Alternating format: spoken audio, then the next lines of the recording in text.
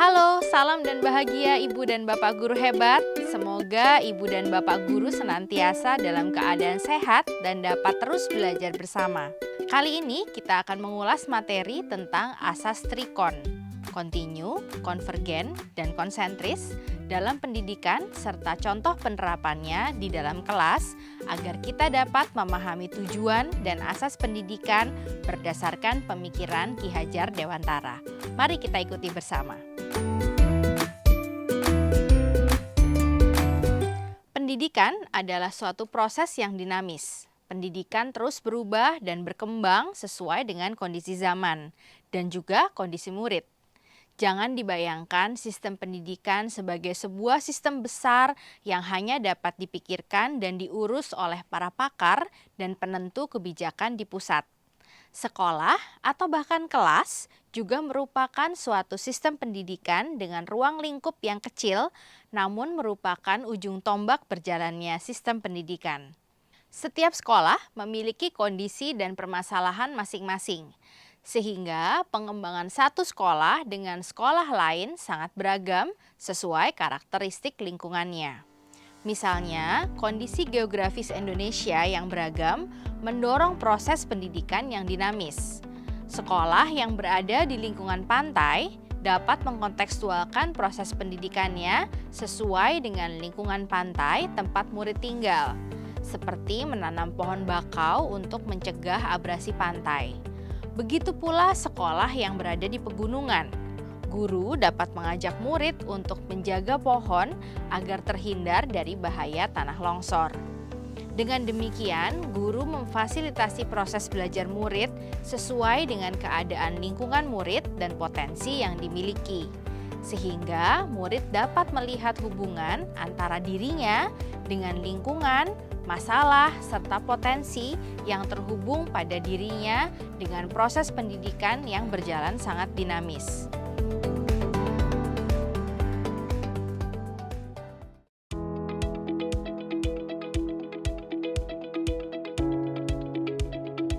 Budaya, kebudayaan, atau cara hidup bangsa itu bersifat kontinu, bersambung tak putus-putus.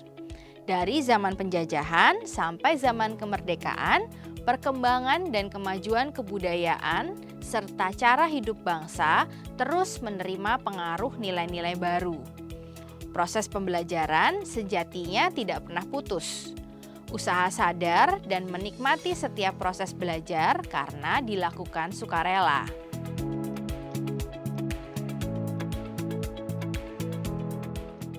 Kemauan belajar, rasa ingin tahu, dan motivasi internal dalam diri murid perlu distimulasi, sehingga akan melahirkan murid yang memiliki kemampuan pengaturan kegiatan belajarnya sendiri atau self-regulatory learning. Ibu dan Bapak guru, dalam pembelajaran lingkungan hidup, guru dapat mengajak murid berkegiatan di halaman dan lingkungan sekitar sekolah. Kemudian, guru meminta murid untuk mengamati dan memberikan beberapa pertanyaan pemantik diskusi.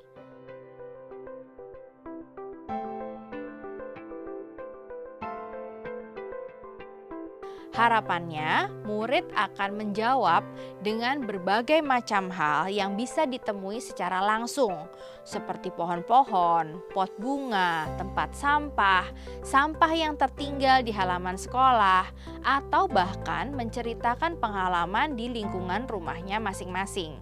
Proses dialog yang terjadi memberikan ruang kepada murid untuk mengekspresikan rasa yang ia miliki dan temukan.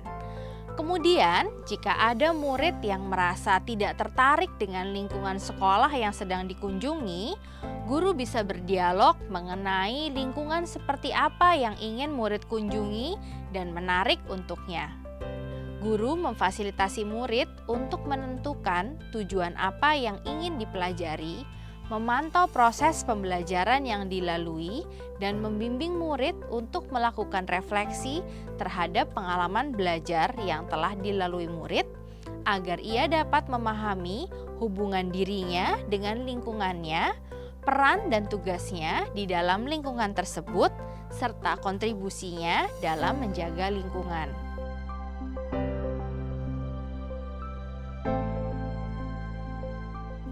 Apabila murid mampu memahami hubungan diri dan lingkungannya, ia dapat pula belajar memahami peran dan kontribusi dirinya terhadap lingkungan, serta menindaklanjuti peran dan kontribusinya tersebut. Hal ini juga dapat mendorong terbentuknya kemampuan pengaturan belajar mandiri atau self-regulatory learning.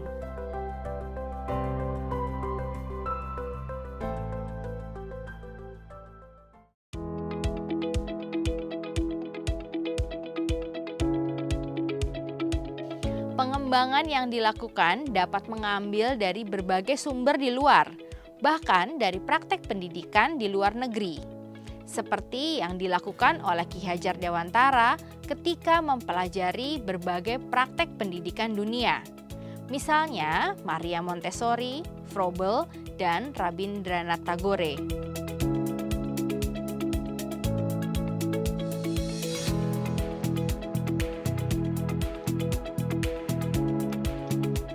Dalam dunia pendidikan pun, banyak sistem pendidikan yang masuk ke Indonesia tidak lantas kita terima mentah-mentah. Kita perlu mengolahnya dan hanya menerima yang sesuai dengan nilai-nilai kebangsaan.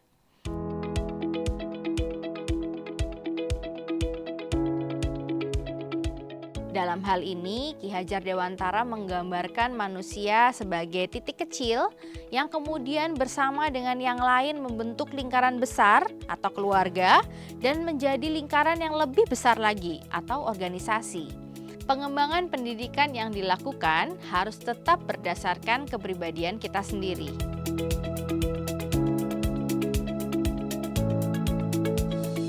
Oleh karena itu, meskipun Ki Hajar Dewantara menganjurkan kita untuk mempelajari kemajuan bangsa lain, namun tetap semua itu ditempatkan secara konsentris dengan karakter budaya kita sebagai pusatnya. Implementasi konsep trikon, kontinu, konvergen, dan konsentris bisa kita amati atau bahkan kita refleksikan dari apa yang sudah terjadi dalam proses pembelajaran. Manajemen kelas yang mengatur berjalannya proses pembelajaran tentunya melalui sebuah perencanaan dan dilakukan secara terus-menerus sehingga pengelolaan perilaku, lingkungan, dan kurikulum berjalan dengan efektif. Konsisten dalam menjalankan manajemen kelas ini salah satu contoh implementasi asas kontinu dalam pendidikan. Murid diberikan kemerdekaan untuk belajar, bertanya, dan mengembangkan potensinya. Kesinambungan manajemen kelas yang konsisten memberikan ruang kepada murid untuk mengeksplorasi gagasan, ide, dan kreativitasnya.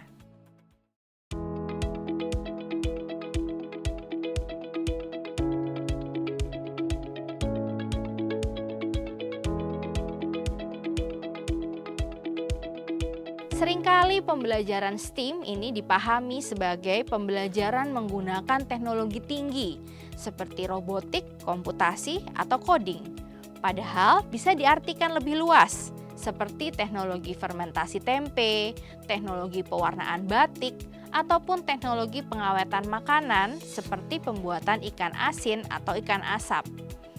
Dengan memahami konsep pembelajaran STEAM, maka guru dapat menyesuaikan keinginan belajar murid dengan kondisi ketersediaan daya dukung untuk belajar dengan tetap menghadirkan nilai-nilai lokal. Meskipun metode pembelajaran dalam pendidikan bisa mengacu pada konsep manapun secara terbuka, tapi hal itu tetap harus dilakukan secara konsentris, yaitu tetap mempertahankan jati diri bangsa dan menjadi diri sendiri. Ibu dan Bapak Guru, mari refleksikan bersama.